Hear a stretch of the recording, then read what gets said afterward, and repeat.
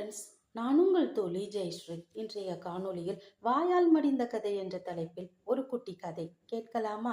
ஒரு நாட்டுல பருவமழை பொய்த்து போனதால பஞ்சமும் பசியும் தலைவிரி தாடுனுச்சான். உணவு பற்றாக்குறை காரணமா மக்கள் காட்டுக்கு போய் வேட்டையாடிக்கிட்டு வந்தாங்களாம். ஒரு நாள் ரொம்ப நேரமா அலைஞ்சு திரிஞ்சும் வேட்டையாட மிருகம் எதுவும் கண்ணுல தென்படாததால களைச்சி போய் ஆலமரத்துக்கு அடியில உக்காந்தானா ஒருத்தன்.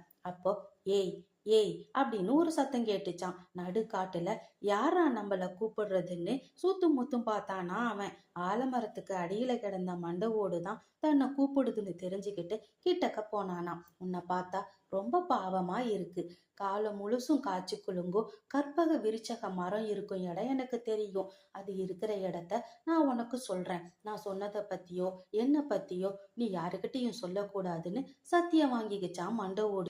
இவ்வளவு நல்ல மண்டை ஓடா இருக்கியே, நீ எப்படி இங்கு வந்தன்னு கேட்டானா அவன். அதுவா, என்னோட வாயால தான் நான் அழிஞ்சு போனேன்னு சொன்னிச்சான் மண்டை ஓடு.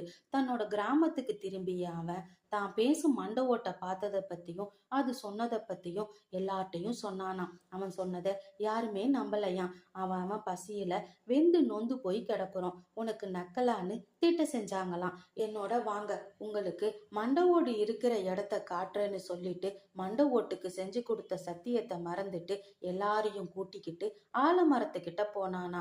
அங்கு கிடந்த மண்டை ஓட்டுக்கிட்ட போய் என்கிட்ட பேசியதை போல இவங்க கிட்டையும் பேசுன்னு சொன்னானா. இந்த முறை மண்டை ஓடு பேசல.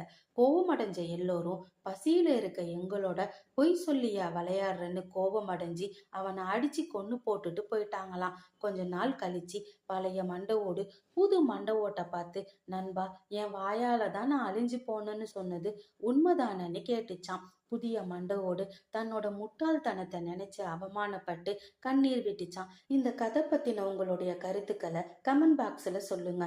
இந்த கதை உங்களுக்கு பிடிச்சிருந்துச்சுன்னா லைக் பண்ணுங்க, ஷேர் பண்ணுங்க, சப்ஸ்கிரைப் பண்ணுங்க. நன்றி நண்பர்களே.